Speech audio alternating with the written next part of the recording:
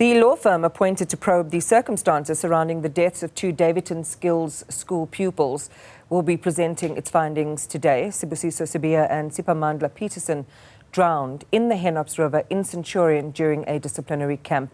The Department of Education says it did not authorise that camp. It also said there were no educators or lifeguards during the trip. Newzroom Afrika Zola Sholwana is there at the school.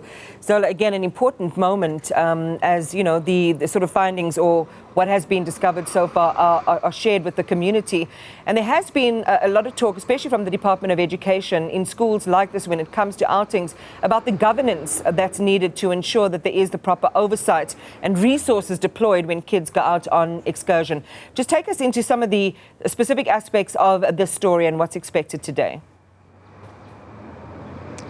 Well, Iman, you would understand that the MEC of Education in one of his statements mentioned that the trip or the camp was not recognized by the district or sanctioned, meaning that the district was not aware of the trip, and it was actually quite shocking when they found out that some of the learners came up with allegations that they were mistreated in the trip. Now, family members of the affected learners or two of the deceased could not wait for this day. As they said, they want investigations to be fast-tracked because they want someone to be held accountable. But before we actually touch on the family issue, let's have a listen at what the MEC, Sholwana, once said about the matter. The trip was not sanctioned by anyone in the higher office from the district because it was not communicated. So no one in the district knew that the kids have gone away. And what we know is that obviously there were no educators as well. On the go-form part, it was just a social worker alone.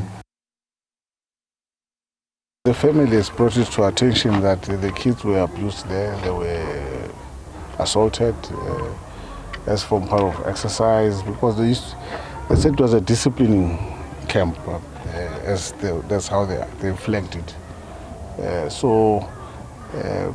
And other forms of abuse, they've raised it with us.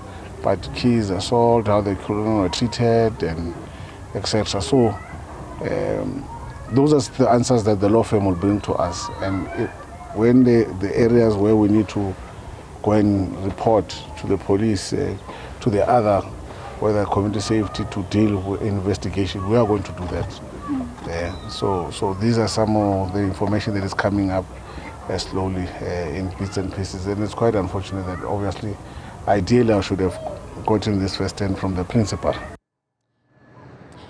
Well, Iman, as you have heard the MEC, that allegations came up from some of the learners, including family members of those pupils, saying that their children were mistreated during the discipline camp.